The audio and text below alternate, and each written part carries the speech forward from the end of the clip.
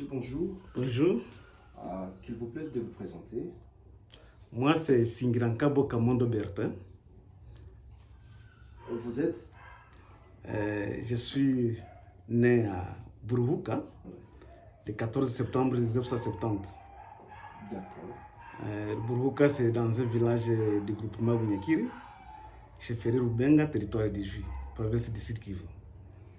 J'ai fait mes études primaires à l'épée Bouéchou, où j'ai obtenu un certificat d'études primaires. Oui. Et j'ai obtenu mon diplôme d'État à l'Institut Mandela d'ici à Goma. D'accord. C'était vers les années 89. Et j'ai obtenu mon diplôme de graduat en développement rural à l'Institut supérieur de développement rural de Bukavu. Ça, c'est en 1995. Et puis, j'ai fait le deuxième cycle, toujours en développement rural, mais option environnement et développement durable à l'ISDER, Grand Lac, à Goma. Mais dans l'entretemps, j'ai fait quand même d'autres formations spécialisées. J'ai obtenu mon certificat de consultant en DO. DO signifie développement organisationnel. Un centre de formation se forme à Kinshasa. D'accord. J'ai obtenu tant d'autres formations, mais je peux peut-être me limiter par là. D'accord. Papa Bertin, dans le monde du travail, après vos études, qu'est-ce que vous avez déjà eu à faire comme travail dans votre carrière? Merci pour la question. J'ai la joie d'avoir fait vraiment le travail qui corrobore avec ma formation, surtout universitaire. Là, après avoir fini le cycle de développement rural à l'ISP Bukavu, j'ai travaillé pour le compte de la CBK à Ijui. J'ai commencé par être un animateur dans un projet qui était fini, mais par après, j'avais créé le centre de promotion rurale à Ijui. Et depuis 2003, ce centre existe et jusqu'à aujourd'hui, j'ai eu à réaliser pas mal de choses à travers ce centre-là. Vous êtes chef d'une entreprise, une organisation Safari Agricole Kinaz. Est-ce qu'on peut en savoir plus? Quelles sont les grandes réalisations que vous avez déjà eu à faire, mais également les défis auxquels vous faites face?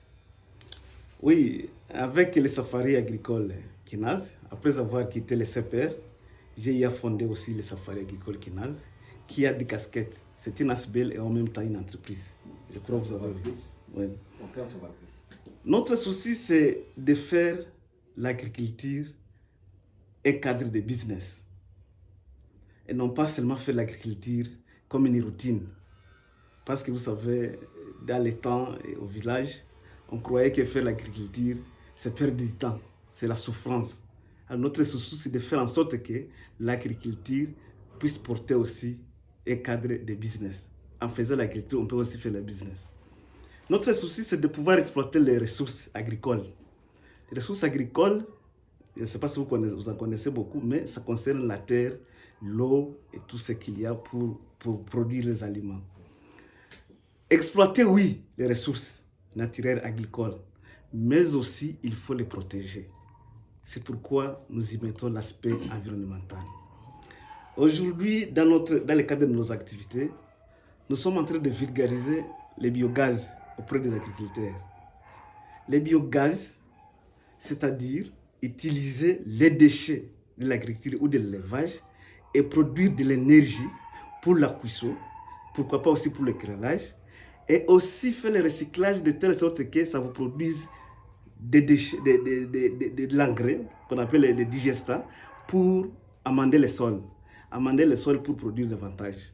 En fait, c'est sur ce projet que nous sommes beaucoup focalisés. C'est depuis combien de temps que vous êtes sur ce projet? Et quelle inspiration vous aviez eue pour créer cette entreprise sociale Safari Agricole Kinaz?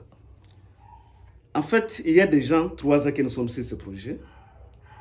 Et nous travaillons avec une entreprise du Kenya qui produit les biodigesteurs plastiques. C'est vraiment une innovation, je pouvais dire comme ça, parce que jusqu'à aujourd'hui, ce n'est pas encore tellement accepté. Malgré que nous avons la conviction que ça sera accepté, parce qu'il y a certains qui commencent à comprendre. Et d'ailleurs, j'ai commandé encore d'autres biodigesteurs que je vais amener à Kalehe pour subvenir aux besoins par rapport à ce qui s'est passé à Kalehe. Vous voyez, il y a eu beaucoup d'inondations. Et avec ces inondations-là, il y a eu il y a des raisons pour des inondations. C'est d'abord, on fait les déboisements sur les collines, on cultive un peu partout sans protéger les sols, et c'est pour ça qu'il y a des inondations qui ont causé beaucoup de dégâts. Alors nous voulons apporter aussi cette innovation là-bas. Pour faire quoi? Pour d'abord protéger l'arbre qui existe.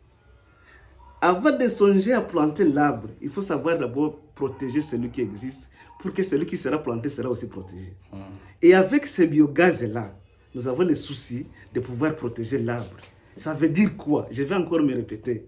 C'est-à-dire qu'on va utiliser des déchets. On utilise les paysans producteurs, les petits producteurs agricoles, vont utiliser les déchets agricoles, c'est-à-dire de l'agriculture.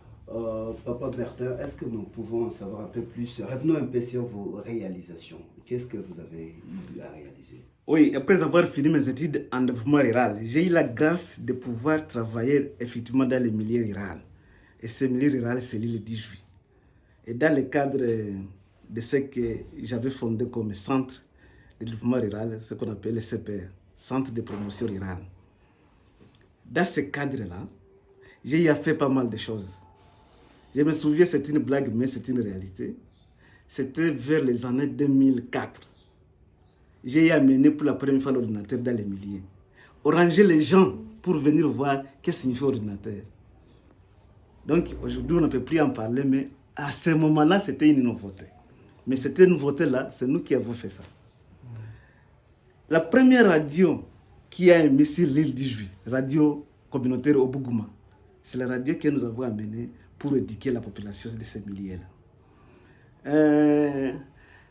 Les centres d'Internet ou les centres de formation en informatique et d'Internet à Bougaroula, je dirais que c'est un centre, le premier centre à Iju, aussi en 2004, qui a été aussi installé là-bas à cette époque-là, avec notre initiative.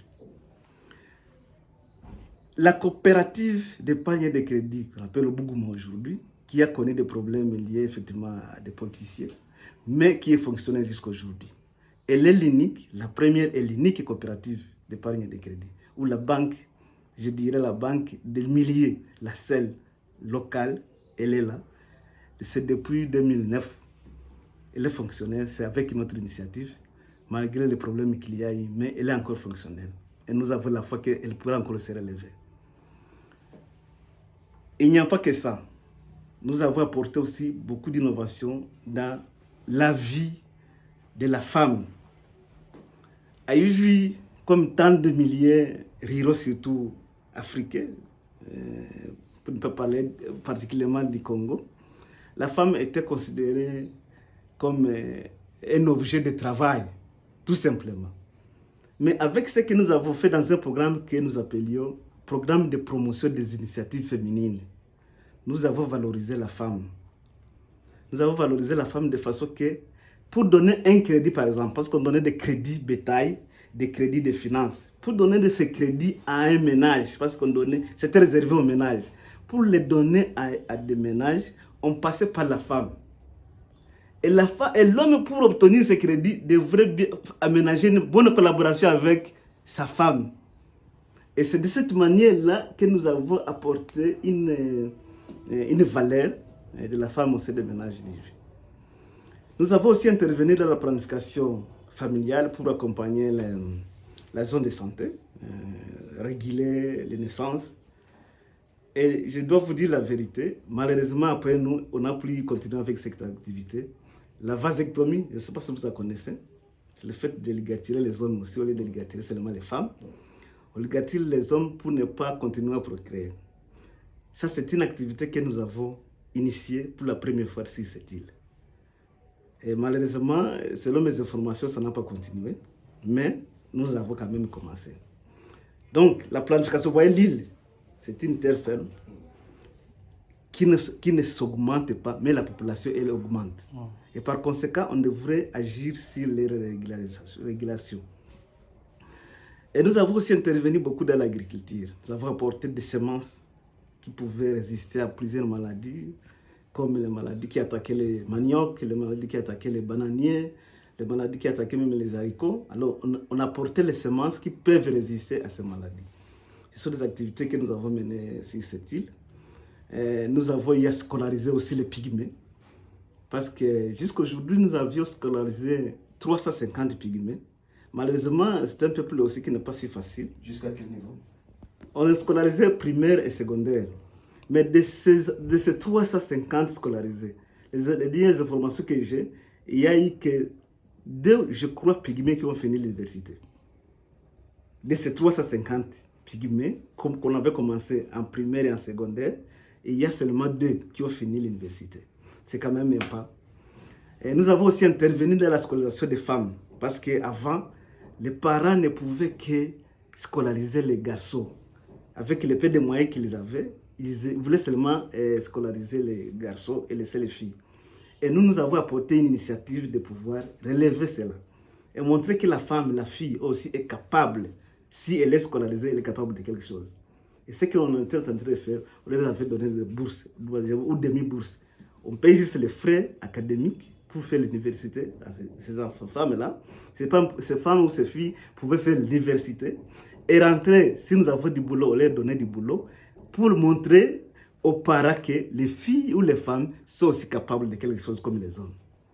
En fait, c'est juste, je dirais, le résumé de ce qu'on a eu à faire dans les milieux, mais il y en a plus. Merci. Ouais. Merci beaucoup.